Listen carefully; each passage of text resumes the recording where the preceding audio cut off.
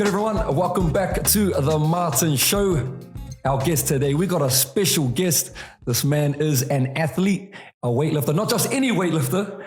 This man is a two-time Olympian. I'll repeat that again, a two-time Olympian, two-time Commonwealth Games medalist. I introduce you, David Liti. Jared. Bro, pleasure, bro. Lovely to meet you. It's good to meet you, man. Yeah. It's a nice setup in here. Oh, thank you, bro. Slowly growing. Bro, so you've been home a month now, 2 months now? Just under a month. Just under a month. Oh, yeah. A few weeks. How has life been? It's been good. Yeah. I think from the Japan Olympics, me and my coach have learned a lot through that build-up. And even though it was COVID, we still learned a lot through that period coming into this Olympics. So everything felt oddly smooth. Wow. Yeah, planning, the timing. We had training camp in Nottingham with the GB team. Then we had training camp with the GB wider team in France and Saint-Germain. And then we went into the village. All of that, 1 week there, then into the village for 1 week. Everything just felt weird, oddly smooth. Yeah. Prep went well then. Yeah. Prep went well and competition, fairly happy with it. And as soon as I came back, I went to see my parents in Tonga. Wow. I've just been chilling, eh? Yo, I've been chilling. I'm actually, I haven't told many people about it, but I'm trying powerlifting. Wow. I'm gonna try and do some squat stillness. Yo. Oh, something a little bit different, eh? Yeah, a little bit different. Just keep it interesting and stuff. I've still got Worlds at the end of the year. Yeah. December, but yeah. Oh, bro. Between now and then, I'm just going to be doing some random ass stuff. Now, we'll get into what's next a little bit later. But speaking of Tokyo and Paris, what were compare the two? Were they completely different? In regards to the experience? Completely. Yeah. With Tokyo, a lot of it was restricted. Yeah. Because of COVID. Yeah. Yeah. You know what Japanese people are very strict. Everything must follow the rules. By the book, eh? And so over there, we weren't allowed to leave the village. You were told to stay at your own building. And then the rules were you're only allowed in the village 5 days before your competition starts. And then once you compete, you get your 48 hours to leave. Not only the village, the country. Yeah, so if you wanted to stay and holiday afterwards, you would have had to get special permission and all that kind of stuff. Wow. So competing, nobody was there apart staff and other sports people. Yeah. Everything was just different. Not everybody was there and not all nations were able to make the Olympics in Japan. So it made one in Paris a lot more meaningful. Yeah. Not taking anything away from Japan. For sure. Yeah. But just being able to come to Paris and the competition was a next level. The support was a next level. When you go into this competition, every session was sold out. Yeah. So it was me. Wow. Bro, and speaking of in regards to performance-wise, bro, because I had a look and your performances at both Olympic Games are on a new level compared to the Commonwealth Games. It's what? Talk to me about that. G. Is that intentional or is that nah. Is that preparation or is that just? Do you know what I mean? I looked at it, I was like, bro, my bro shows out, bro. What is that? Yeah, talk to me about that. So the first Commonwealth Games, I was my coach was easing me into international competitions. So Commonwealth Games 2018 Gold Coast, that would have been maybe my third or fourth competition, but my biggest to date. Yeah. So I was kind of fresh into it. So that was a surprise to win that gold medal. Yeah. Tokyo Olympics, I felt like I was at my strongest at that point. Yeah. And then my second Commonwealth Games 2022 Birmingham, I actually got sick on the way over. Oh, true. Yeah, I felt like that was my strongest. I was snatching 185 at home before I left, clean and jerking 230. This was on the regular. Yeah, almost every week I'm doing this. You know? And then flew over for camp. So we were planning to go for 6 weeks, close to 7. flew over and I was like, nah, I'll be fine. Then like a few days in, I started feeling like my throat was a little bit itchy. Then I was like, oh, my back's a little bit sore. Yeah. I was like, nah, I'm not a bitch. I just need to like crack through it. Yeah. Training camp in Netherlands, like a week and a half later, and my back's just getting worse, like not getting better. I was like, nah, I'm all good. I get to Nottingham, I completely lose my voice. So like every time I'm meeting people, I'm just like, bro, like it's so weird. Yeah. And so my back gets even worse. And I'm just like, freaking hell, how am I going from like the peak of my performance back at home and then get over there and I'm like maybe lifting just over 60, 70%. Yeah. It was a struggle. Yeah, timing, yeah. Got into the Commonwealth Games and I think I was just glad that I managed to see my physio team within that 5 days we were allowed. And that kind of like got me up a little bit. Yeah. In some sort of shape. Yeah. But I was gutted that I didn't get back-to-back gold. And I think only because I know that I trained so hard to like clean sweep that competition. But God said it's not my time, so I can't complain. Bro, I saw those numbers and I was like, man, is it like a different preparation leading into the Olympics compared to other things? Or I was like, is it a pressure thing? Like, you know? Bro, nah, that's mean. Well, let's go back, brother. So born in New Zealand, born in Aotearoa, of Tongan descent. Yeah. First 10 years of your life, go back to Tonga. Yeah. Talk to me about those earlier years. Talk to me, like describe the childhood. I experienced both sides of being, I wouldn't say poverty, but so my mom's parents was very old school. Wake up at 5, it's church time. You pray at 6, and then 6:30 you start getting breakfast ready. 7 o'clock you have breakfast. 7:30, 7:45 you get ready for school. 8 o'clock my grandpa leaves home. So if you don't leave home, you either get a hiding or you're walking to school. Yeah. You know? And so that was every day, every morning. That was every morning. When you come back home, you must not have your uniform dirty. And going to school, you're wearing white and brown. Wow. Like light brown. Yeah. And my grandma was so strict and yeah. I learned how to like wash the dishes when I was like 6, with my hand. Yeah. You know, washing my own clothes with what are those washing scrubber? Yeah. With hand soap and just sitting outside of a tin and just like washing your clothes. Yeah, wow. Like, learning how to peel like taro and potatoes and all. Yeah. So it was like I never appreciated that part of it while I was younger because I thought, man, this is like suffering. Like I'm suffering. Yeah. It's torture. But then on my dad's side, when we were back at my dad's parents' house where we normally live, everything was given to us. Yeah. Like we had people who worked for us. Wow. Okay. Yeah. So when we go to school, we get lunch money. Yeah. And we get picked up to come back home. There were people who've already cooked and cleaned the house and all of that stuff. Wow. So everything was like easy. So you saw both worlds. I saw both first, but when I was younger, I never really understood it. And then once my parents and them kind of like cut off all their business and all that stuff so they can move all of us over here, I then like experienced what actual poverty is like. Yeah. Because we cut off everything. Everything was just to get all of us here. Yeah.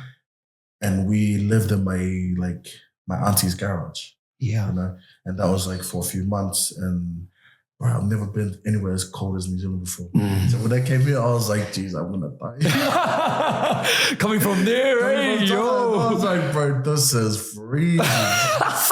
But yeah, we lived in a garage. Like, shout out to my dad's sister, my auntie, for allowing us to stay there and stuff and helping us out until we managed to get a house and move out. But yeah, that first year and a bit, I think we moved houses maybe 6 or 7 times. Wow. Yeah, until we settled in Uruhu. Yeah. Oh. Since. Shout out to everyone tuning in from Southside, eh? Yes, let's go. Oh, mana brother. Well, speaking of your whānau and coming over from Tonga, was there a lot of you? How many siblings? I'm one of 11. Oh, wow. Yeah, and I'm number 10. Okay.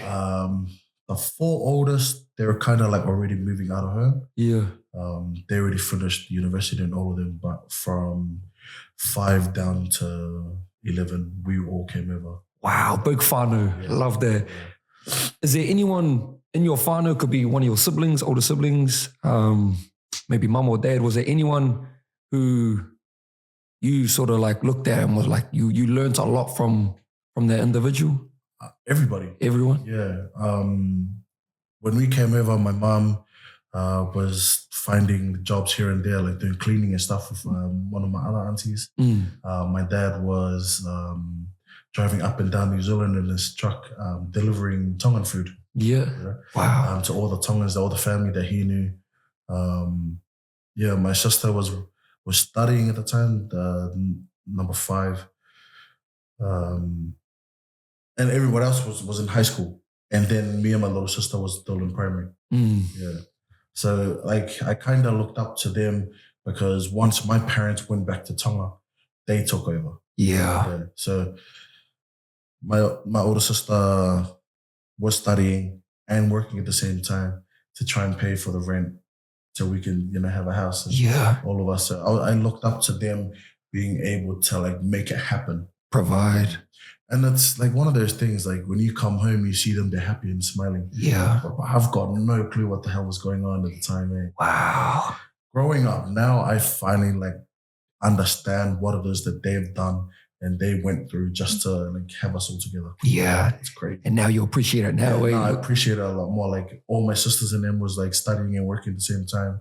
My brother also the same thing. Like when he used to get bus money, he used to save his bus money and run to school, like in the morning, and then save his bus money in the afternoon and then run back home. Wow. So he used to save money that way. Yeah. So like to me, I was like, I need to be smart with this as well. Like just when I get money from my parents, it doesn't mean that I need to spend it straight away. Yeah. So watching them being able to control that stuff and all of that, I think also has an impact on me even now. Yeah. To control what it is that I have. I feel like for a lot of, particularly Māori and Pacific Islanders, like family is everything, Right. Everything. And I guess my question is, do you think about your whānau even when you're competing and the reason why you do what you do and the desire to be successful and stuff? Well, always. Yeah. Like when I was finishing high school, I couldn't imagine like a future without my siblings because I didn't know. To me, I thought, man, if I'm out here, how the heck am I supposed to navigate everything? And my sister's going to do it for me and all of that stuff. Yeah. And so whenever I compete, like my main goal is to make sure that I'm doing enough to make them feel proud and make them feel like what they've done to help me was worth it. Yeah. Because when I started weightlifting, as a PI and then a Māori and all that kind of stuff, like when your family expects you to go to school, a lot of us do. When they expect you to work, a lot of us do. Yeah. So I had the same thing as well. When I finished high school, they wanted me to work and study. Yeah. And that's just like a normal thing. Yeah, for sure. Working out. And I think because I was one of the younger ones, they kind of could let it slide. Yeah. So I ended up stopped going to work, and because I was doing security in high school. So I stopped doing that. And then I fully just cut off studying. And when I went into weightlifting full time, it was a little bit weird or hard for my sister to accept because 1, it doesn't earn me any money. It's not going to help anybody. Yeah. And 2, how do we know this is going to work out? Yeah. And then the third part was she's already struggling to try and pay for our rent. How the heck is she supposed to pay for me? Yeah. That's what I had in my mind. I was just I got to make this work because this is the only thing I've got. Yeah. I've got to prove it that I can do this. Wow. And I can survive in the sport. And so it wasn't until 2016 I went to Junior Worlds, my first Junior Worlds. And so I snatched 9th place and then I clean and jerk fourth, like just missing out on bronze. And like when that happened, everyone was like, oh, then maybe this is worth it. This guy has a chance at it. This is my first time showing up to Worlds, and it's like 9th at snatch and 4th in clean and jerks. Maybe it is. So I'm also super glad for my coach, because she then took me under her wing. Yeah. And then kind of like got me some sort of funding, and people just like giving us money so we can travel and do these competitions. And yeah, all these years later, 2-time Commonwealth medalist, yeah, brother. 2 times Olympian. The rest is history and counting, eh? Yeah. So I honestly, a lot of what I do now, I owe it to my siblings and my parents and my coach. Yeah, bro. Bro, like another word you can use is fuel. Eh? What's your fuel source? Yeah, definitely. And I'm always intrigued, particularly with high performance, like what gets them, gets them going. And whānau, tupuna, we call it in Māori, our ancestors, like that. That definitely resonates with me. Speaking of, let's dive into the craft a little bit more. So my bro here, as you've heard, weightlifting king. How did it all start? Like, how did you get into it? It was like I was playing rugby at the time, and like any other New Zealander kid, the rugby you kind of know was like lunchtime rugby. You know? And one of the boys, he came to us one lunchtime, was like, oh, let's go try out weightlifting. And all of us were like, yo, I go bench press, I get big chest and bicep curl, get massive ass arms for the girls. We showed up and we were like snatching with a stick. And I was like, what the heck? Yo. Gee, we were like, hey. This is bullshit. Yo. Yeah, bro, not even 1 week. Everybody left. There was like almost 30 of us. Oh, shit. Yo. Not even a week, like all of us stopped going. Wow. But then some of the other boys that had already learned before us kept going. So we were like, oh, we'll go like the one-off. Yeah. And when we knew, like when we learned that Fridays was the max out, we used to show up like every Friday. Yeah. Just so we can ask. Just to max out, yo. Just to max out. After that, for a little while, I actually stopped so I could try to play rugby. Yeah. Got injured a few times, and then I just thought like, oh, maybe I can try and do weightlifting to get a little bit stronger. And then, I just got better at it for weightlifting. Oh, so when you started, did you enjoy it like from the get-go? So you didn't? Yeah. But even when I was doing it up to like, I think it was 2017. So I met this is weird. I met my coach in 2010. Yeah. I stopped in 2010. Between 2010 and 2014, I honestly wasn't consistent at all. Yeah. And so 2013, though, I made my first nationals. Yeah. I won youth, I won junior, and I got third in seniors. 2014, so that qualified me to Oceania 2014. I went to Oceania's. First international. Yeah, first international. And I was like, oh, maybe I could. Yeah. End of the year, I got injured again from rugby. This was my last year of high school, and I just thought, I don't know. And so I told my coach, I was like, oh, I'm just going to go to Tonga for a week. Then I'll come back for training for next year. Because we were getting ready for Pacific Games. Yeah. 2015. And she was like, oh, yeah. But I left like probably 3 months later, I came back. Because I booked a one-way ticket. Yeah. And I just left. I just stayed. Yeah. When I came back, I was like, oh, I don't actually like working anymore, and I don't want to study. Yeah. So I just like fully, got everything out, and I thought I'll start with weightlifting. So 2015, I started weightlifting properly for the first time. 3 days, first week. Wow, bro. I find that so interesting because I feel like a lot of people, when they start something new, because usually when we start something, we're not actually that good at it, and you sort of have to suck at the thing to become good. To be better. Do you feel like the way that you started to enjoy it more was because you started to get better at the thing? No, not even that. Yeah? No. When I was in 2015, I hated weightlifting still. Yeah. I went to Pacific Games. I ended up getting bronze. I went to Junior Worlds. I got final placing 9th and just missing out on a clean and jerk medal. And then I went to I ended up breaking all the records that year, all the junior records. I broke all of that. 2016, I ended up taking all of the junior records up by like, I think by that time, maybe like over 100 kilos. Oh my goodness. I went to Malaysia, Oceania, Commonwealth champs, all of that stuff. And I was winning medals like left, right, and center. Yeah. Bro, didn't even give a shit about it. Oh my God. Bro, I hated it still. Wow. I woke up in the morning and thought, damn, I gotta go training. Holy shit. Well, what was it? It was the first time for me committing to something. Yeah. Yeah. So for me, like learning how to commit, and I was already out of school. Yo. And I was like, oh shit, how do I do this? Like, I don't even like it. But it became a habit that I was walking to the bus stop and then like busing to training. Yeah. And like every day I just kind of found myself like, oh shit, I'm here at the gym already, so might as well. You know? Wow. And so it wasn't until 2017, end of the year, where I went to America for my first senior worlds, and like heaps of my family was there. Because my grandpa's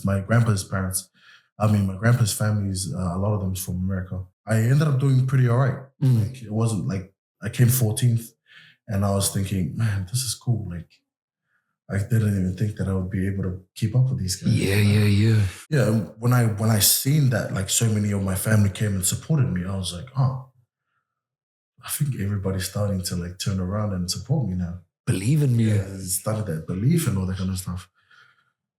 And from then on, I just kind of thought, oh, maybe this is for me. Yo. Then I went on to 2018 to win Commonwealth Games. And that was the first time I actually fell in love with the sport. Wow. First time. Yeah. And do you think it was because of the success and the... I think it was me knowing that what my family has done for me worked out. Yeah. So I was proud to like come and perform on the day, and not only just to perform, but to get a gold medal. Yeah. For them to know like, oh, we invested in this guy. Yeah. And he actually made it happen. Wow. So I was just, returning. Giving back, right?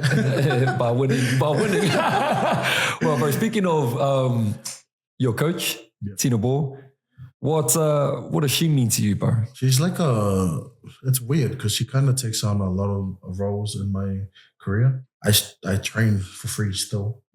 Yeah, like there's a lot. Like the first time I ever went to a supermarket and somebody said to me, you just get whatever you want, don't even look at the price, just buy it. And I was like, hey, this white lady, who the hell does she think she is?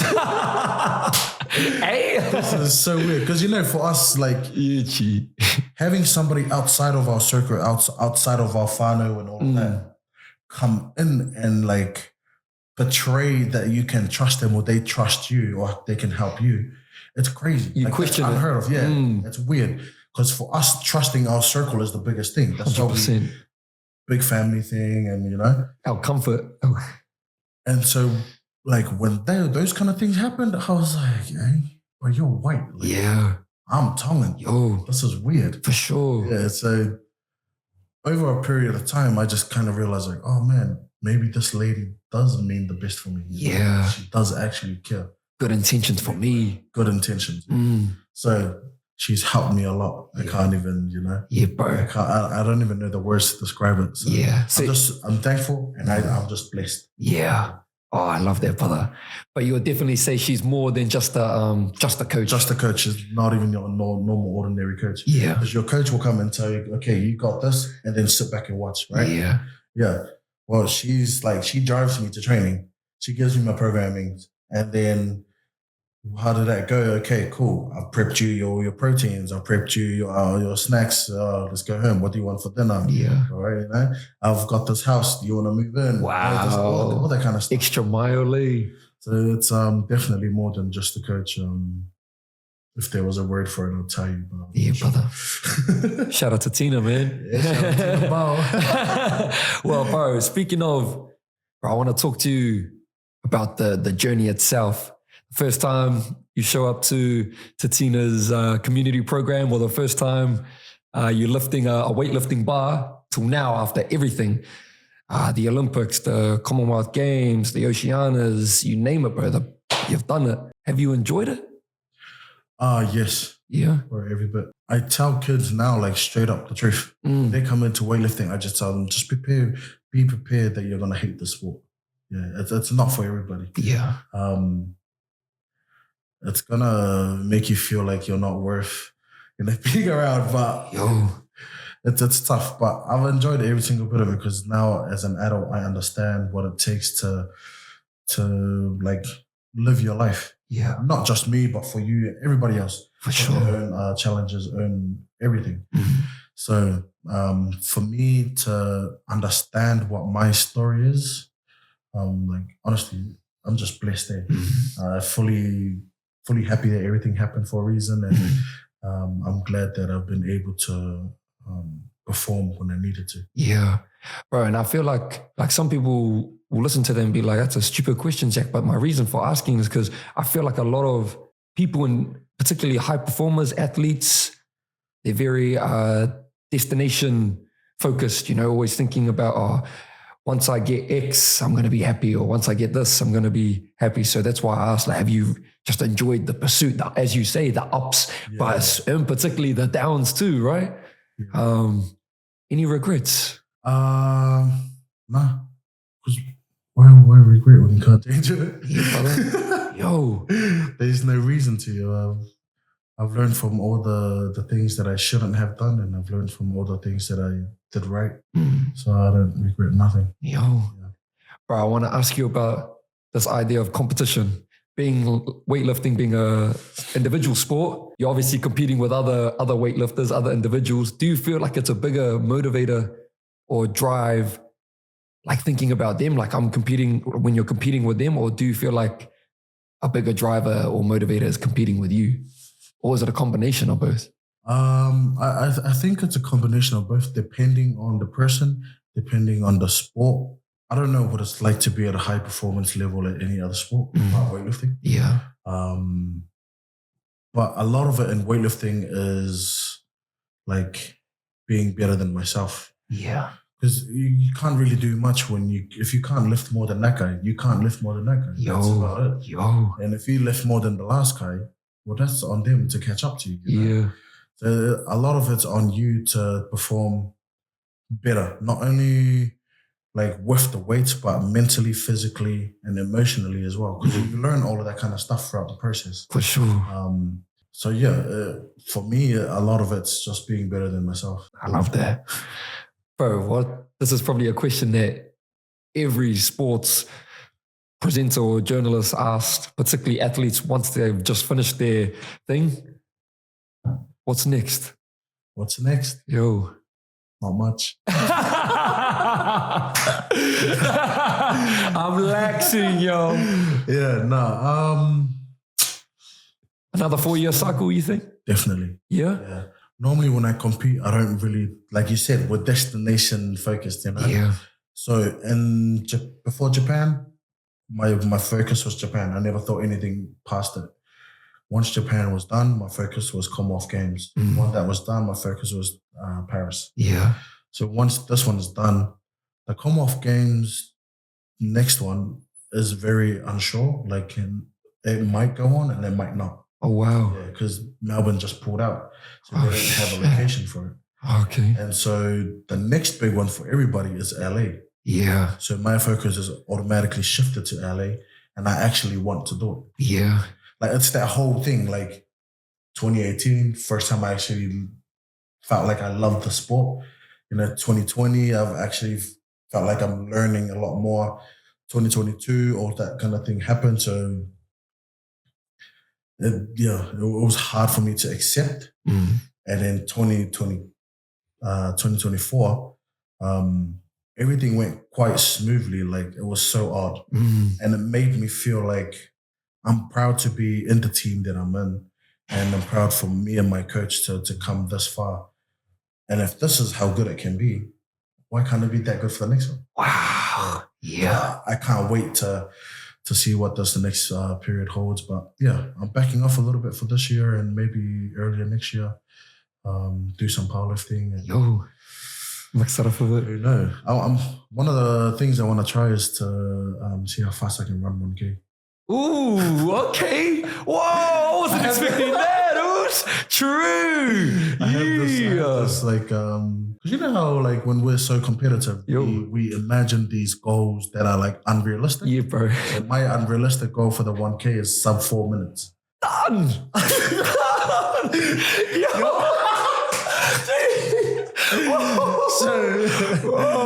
I want to see that. I have no clue how this is gonna work out.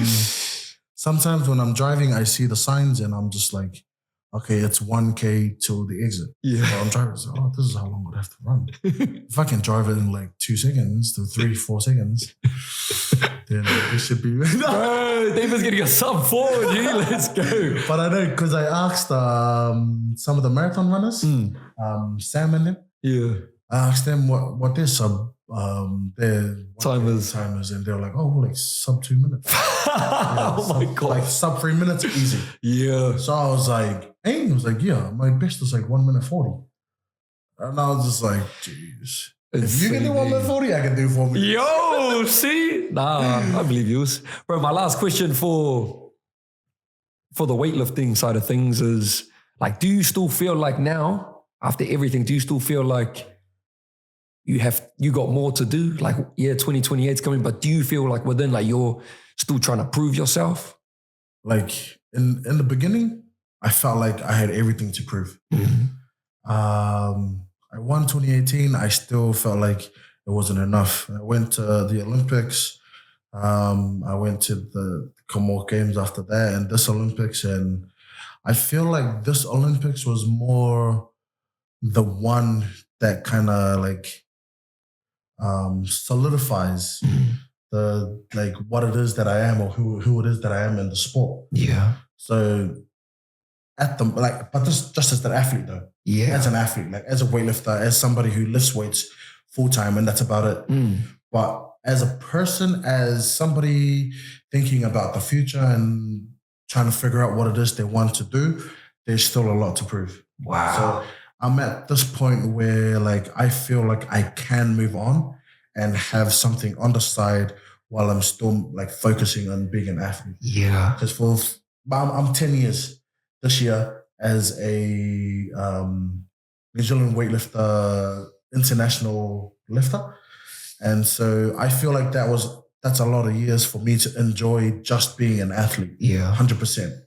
So now I feel like I can move on and add some like sort of skills or level into my craft or what it is that I want to do in the future. Yeah. The next chapter potentially, right? Definitely the next chapter is starting now, and hopefully I get to learn a lot more from my coach and continue the legacy. Wow. Speaking of the next chapter, outside of weightlifting, you're very passionate about helping the youth, in particular our troubled youth. Yeah. Why is that important to you, bro? Like for a lot of us here in New Zealand, a lot of people get misunderstood, you know, and just because some people kind of like act funny and do things differently from you, it doesn't mean that something is wrong with them. You know, it's just that you're not understanding who they are as a person. Wow. And I know for a lot of our youth, that pressure gets to them. Yeah. And that, you know, kind of makes them, some people, you know, no longer with us, and some people go a different way to try and like relieve the pain or forget about the pain and just end up doing things that we shouldn't wish upon these kids. For sure. And I remember one time in school when I think we were in like social studies or something, and the teacher read out an article that said that here in New Zealand, the stats for the highest suicide rate percentage, what do you call it? Like nation or like ethnicity are Tongans. Wow. Yeah. At that year. And I was thinking, hey, yeah, but I'm all good though. Yeah. Like, if I think I'm mentally tough, all Tongans are mentally tough. Yo. And I was thinking, well, that can't be. So that's what got my interest. Yeah. So I started searching up a lot of things, and I was like, bro, like a lot of people my age commit suicide. From then on, I kind of like learning. I watched more videos on what it is, what it's about. Watch people like who have been in that state and then come out of that state. People who were out of that state come into that state. Yeah. And what it's like and how it changed their perspectives and lifestyle.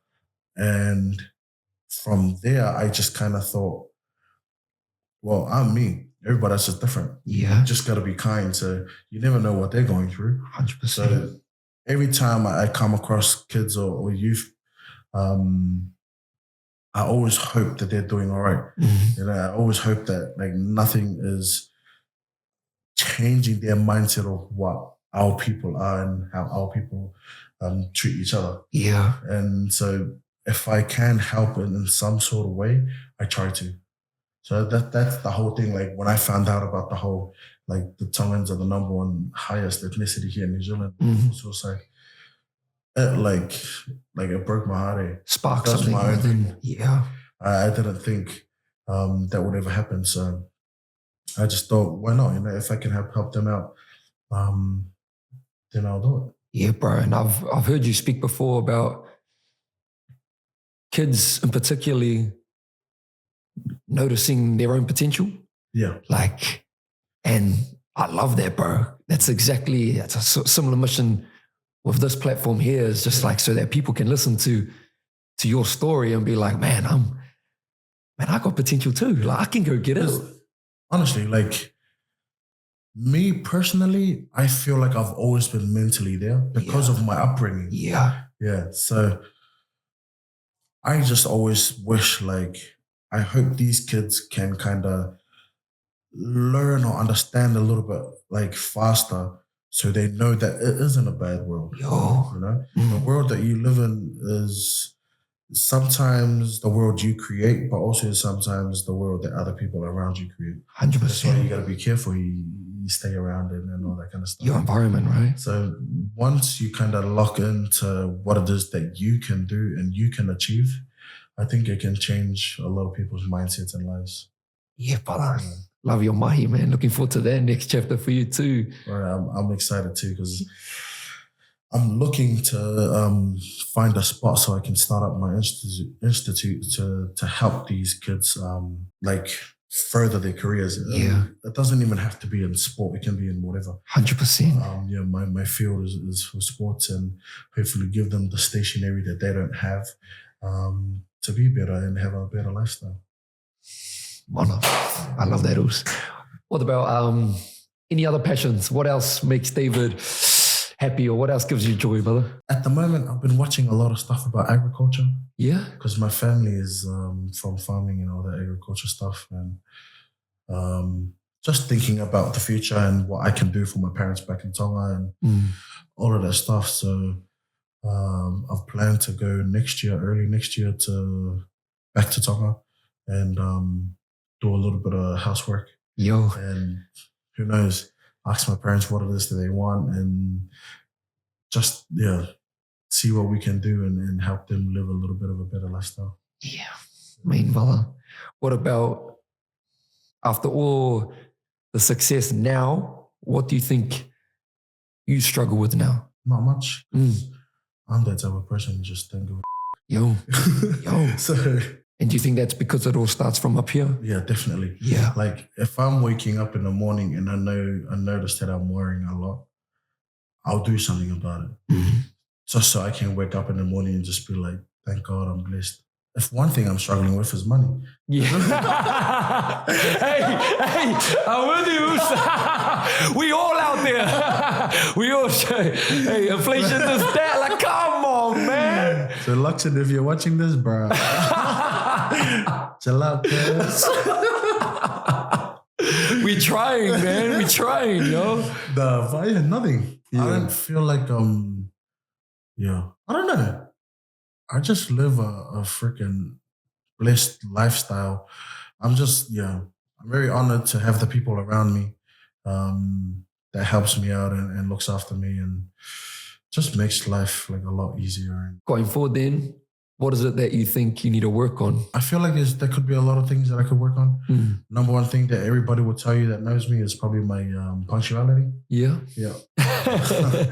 That's been a thing for me, and I just want to be able to learn more about how I can help the future generation. Yeah. And ways to navigate that space, right? It's just being able to fully understand. No, I mean, we can't always all understand everything, but understand more of what it takes to be this kid from this side of Auckland, this kid from this side of Auckland, this kid from this side. You know?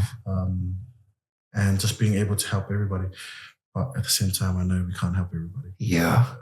Future David, 5-10 years from now, where do you want to see yourself? 5-10 years, hopefully the institute is up and running. Helping kids and working with troubled youth to be better and have a better world and, you know, show the world that Southside's got it. Yeah. I'm a Westie, but no. Oh, bro. Show the world that NZ's got it. Oh, bro. Our final question, our closing question here is younger David. You see younger David could be the young boy coming from Tonga. Could be One Tree Hill College, I believe you were. Could be that boy there. You're in a room. What do you want to say to him? 7-year-old David, 6 a.m, wake up, go to school. Just believe. Believe that God's going to take you in the right path and you just work hard. You do your part and he'll do yours. David Liti, ladies and gentlemen. Bro, privileges. Thank you. Thank you, my man. Where can the people find you? Can't tell you my locations. But you can find me on Instagram at David Liti1. That's pretty much it. If you message me on Facebook, I'm not going to reply. I don't go on Facebook. Check. Yo, brother. That concludes us, team. Another episode of The Martin Show done. Please hit the subscribe button if you have made it this far. Give it a like, a share, a comment, whatever. Let us know your thoughts and we'll see you guys next time. Martin Show out. Kia ora, fams.